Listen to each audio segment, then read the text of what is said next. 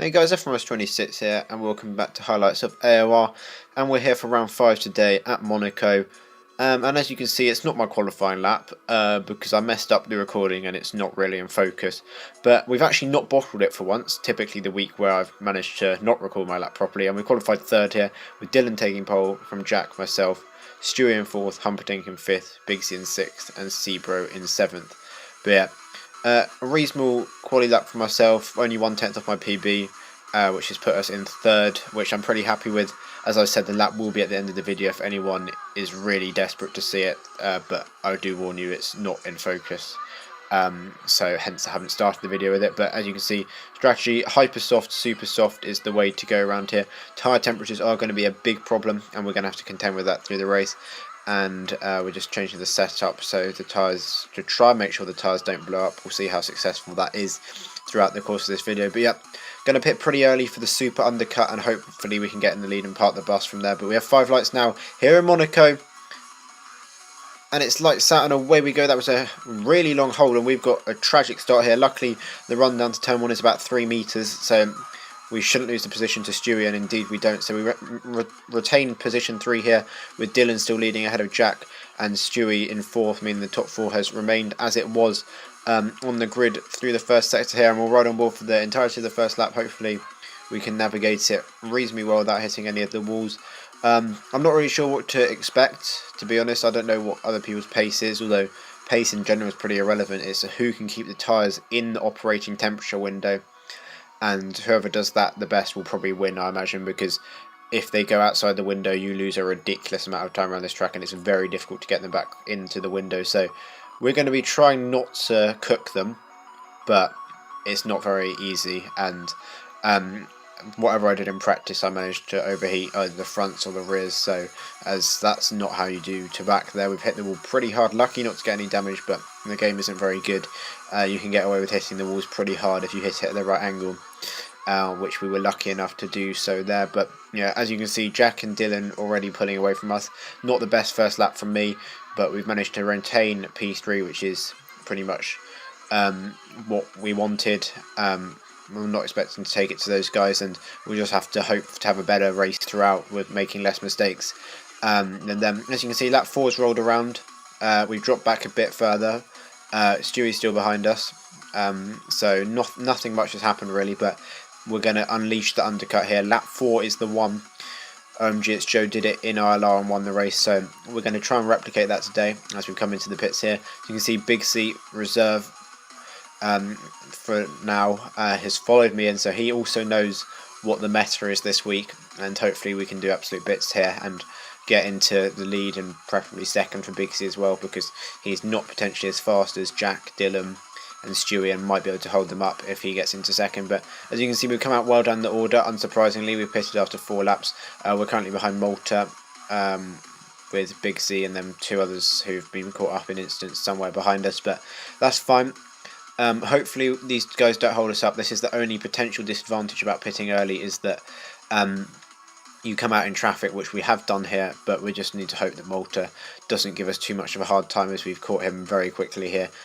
He is on the pad, in case you couldn't guess, so he's not in luck this week, unfortunately, and he's just going to stroll around and hope to get some points. As you can see, we almost run into the back of him on the exit of Portia there, and he's going to let us through nicely there, which is very kind of him.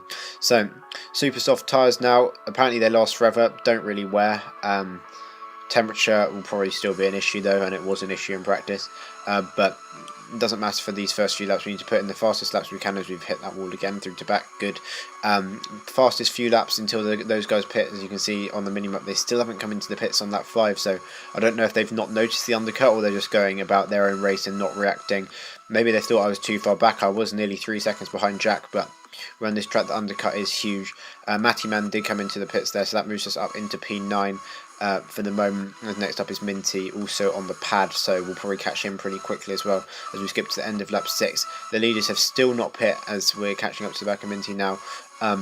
His pace isn't too bad, but obviously we've caught him pretty quickly, and hopefully he won't fight us either, as he gets well out of the way. What a guy. Thank you, Minty, as we flashed the DRS at him. And Humperdinck was also in the pits, so that moves us up into P6, I think, there. So yeah, Minty not bothering to fight us. Malta didn't really fight us either, so that's been good news so far as we now skip to the next lap, lap 7. This time Jack and Dylan are in the pits. We've caught Shamil as well, who's hopefully also going to dive in the pits and get out of our way, which he does. But the question is, where are we compared to Jack and Dylan? Are we going to be in the lead, visualising the pits as well? And yes, we're well in the lead while Seabro's still out there, but the undercut, as predicted, has worked, but it's worked beautifully. We're up into P1 here. Minty, or P2. Minty still between us and Jack, but it's giving to the end of the next lap. Jack's managed to get through, but Seabro's now in the pits. He's done 8 laps on those hypersofts, and it's now us in the lead here for the first time this season, and we just need to see if we can hold on to it, not make any mistakes here, and just see what we can produce with our pace. It's not amazing. Jack is quicker than me, but it's Monaco. Pace doesn't hugely matter, and what does matter is the fact that Jack's already caught me by lap 11. That was a lot quicker than even I was expecting. My tyres are on fire as we've hit the wall again. Good. My left front, I think it is pretty hot, so I'm getting quite a bit of understeer, which is obviously not ideal. But we're holding off Jack for the moment. We're going to ride on board with this lap, see if he can pressure us into a mistake. Hopefully not, as we've run pretty deep into turn 1. The tyre's not really giving me the braking performance I'd like at the moment, and all the turn-in performance for that matter. But we're going to do our best to hold off the Ferrari man, but it's looking like a pretty difficult feat. We still got 28 laps, including this one, to go.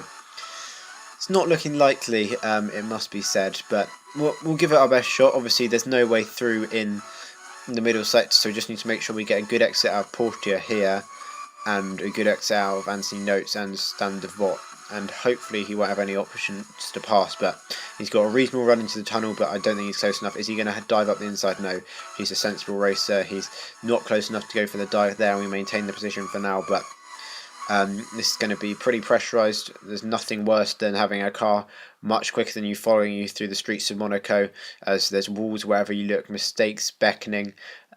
But we've managed to hold our own for this lap at least, but we've locked up into Raskas. He's gone for the cutback line, noticed that I'm weak off there maybe. He's hit me there into the last corner, which I wasn't particularly happy about. I don't really know what he's going for, but we're still going to try and defend the position into turn 1 here. Is he going to have a look up the inside? Yes, he does. We have to leave him the space. We've locked up anyway, and we couldn't really fight that, as we were more trying to avoid not putting it in the wall than anything else. And our brief time in the lead has come to a close.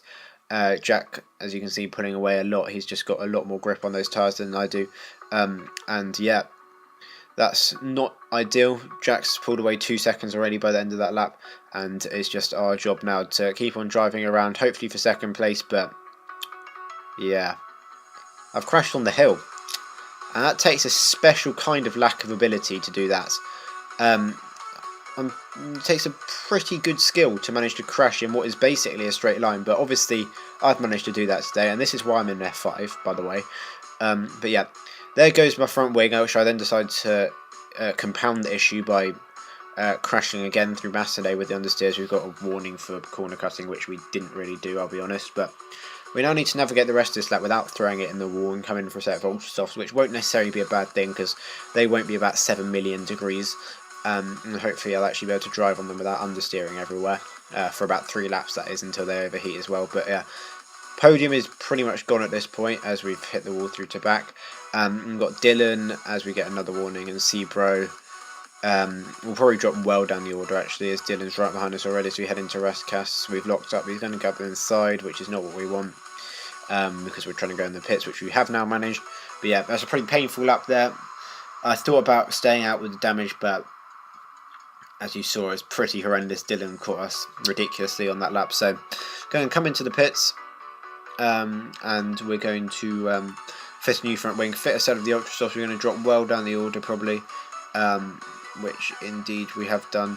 Big C's joined us in the pits once again. Presumably he's also not meant to pit on that lap, but he's also got damage somewhere.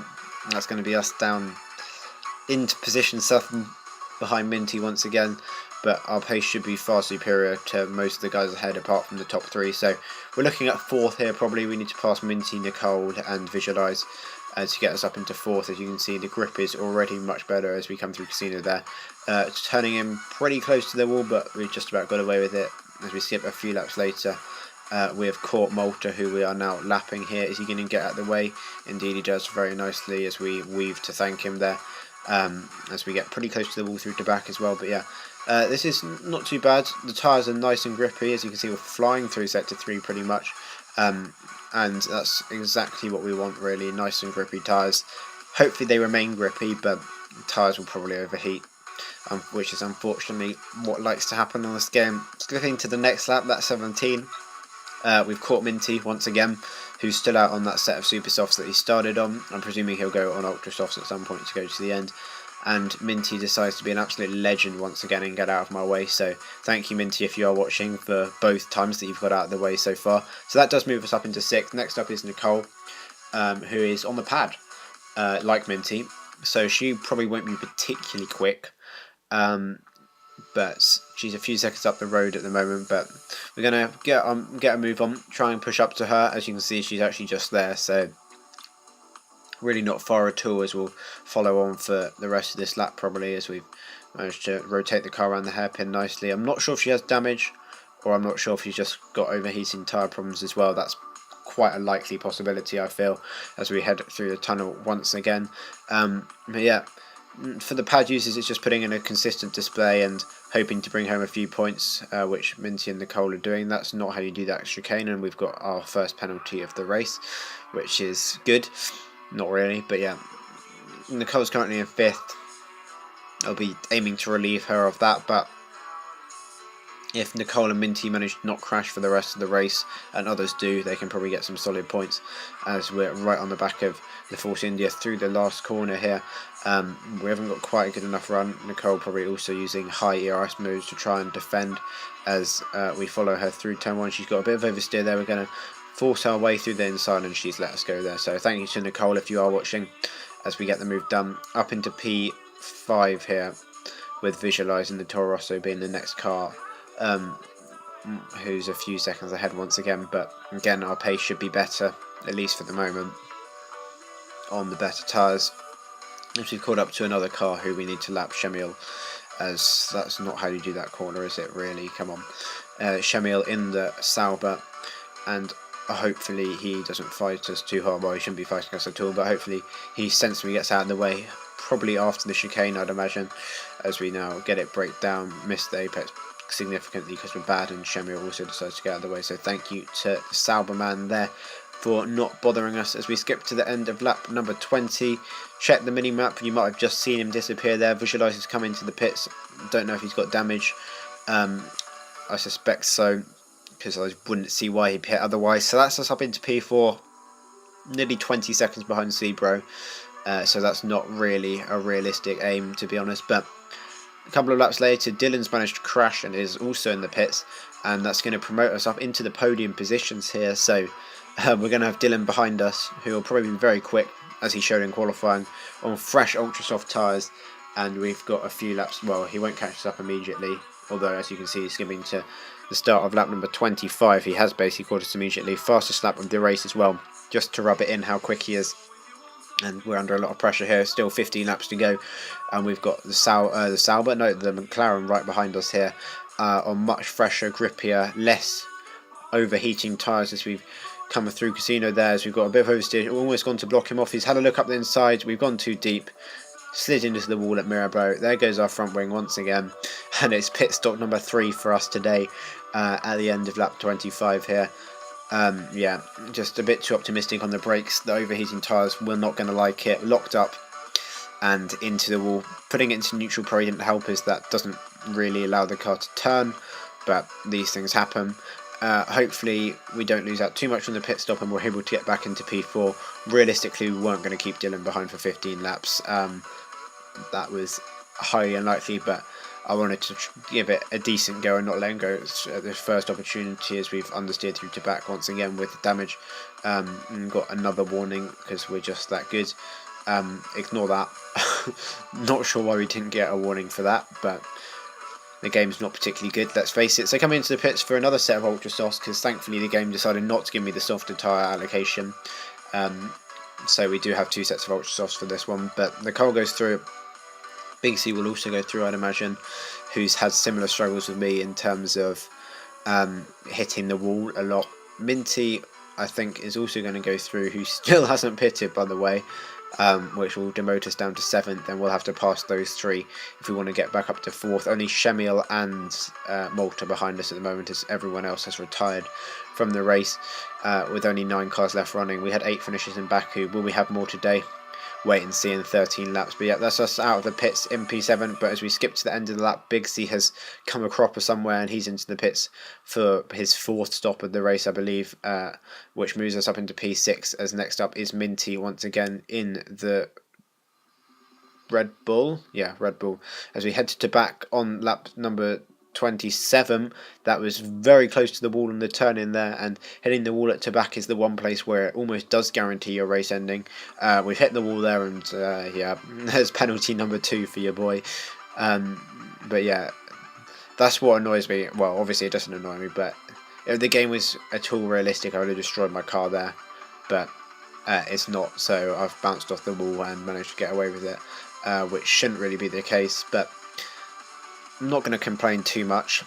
I would prefer a few points and the game being unrealistic than no points and me losing out every time I hit the wall, as we've caught up to the back of Shemiel once again to lap him, and he gets nicely out of the way, so thank you once again. As we navigate our way towards the hairpin, we can see the Red Bull of Minty now, who we're going to be passing for the 3rd time. We'll see if he's nice enough once again to let me through. Actually, I think he has pitted now, maybe. Yes, I don't know, I can't see, but I'm thinking he's on the Ultra Softs there, and not the Supers, which he started on, so this is technically a battle, but we are much faster than Minty. He's probably also going to prioritise finishing 6th, under no pressure, than being under pressure trying to defend from me and potentially binning it in the wall, which he doesn't want, as we've closed up a lot into Raskas here, and hopefully Minty obliges. And yes, he does. What a guy. Thank you very much, Minty. My driver of the day, in terms of keeping it out of the wall on the pad, and also being a great guy as we tried to blow ourselves up on the exit of turn 1. We now skip to lap number 31. We've caught up to Nicole. That's another corner cut. I'm such a cheat, but yeah. Nicole, I think, has got damage, actually. We caught up to her pretty quickly, as she's now defending her position 4 here, with just 8 laps to go, as we close up a lot through the 3rd section chicane, but we've compromised our line through there, but it doesn't matter, we close it up once again into Raskas. I suspect Nicole will actually defend this time. She let me through last time, but just 8 laps to go. Surely she's seeing this as a potential battle for position. We've got the same number of penalties according to Jeff, both got 6 seconds. We're going to have to see if we can get the move done.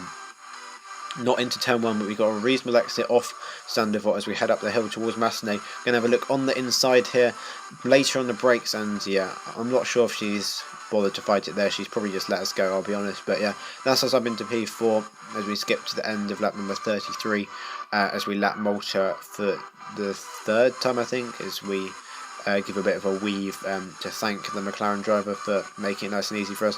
Dylan is about half a minute up the road, so nothing's going on in terms of catching him, as we skip on to lap number 35, as that's a wall and that's wing damage, but obviously there's no point pitting now, because we won't make the time back up, so we'll just drive around for the last 4 laps and try not to bin it in the wall any further. As we now skip to the final lap, lap 39 of 39 here, as that's the wall once again, and that's more damage. Yeah, it just sums up our race really, but only 2 corners to go now. Jack has won, becoming the first non-Toro Rosso winner of the season. Congrats to him. Stu actually retired, so Jack also takes the lead in the championship. Seabroad comes home 2nd for his 2nd podium in a row. Dylan in 3rd for his 1st podium of the season, and it's 4th place for myself. A solid result given the last 2 weeks, but still not quite the form of Bahrain, which we'll be hoping to return to next week at Canada. As you can see, there is the podium. Congrats to Jack. Flawless drive from him. Pretty dominant, must be said, and he deservedly wins the Monaco Grand Prix ahead of Seabro and Dylan, as already mentioned.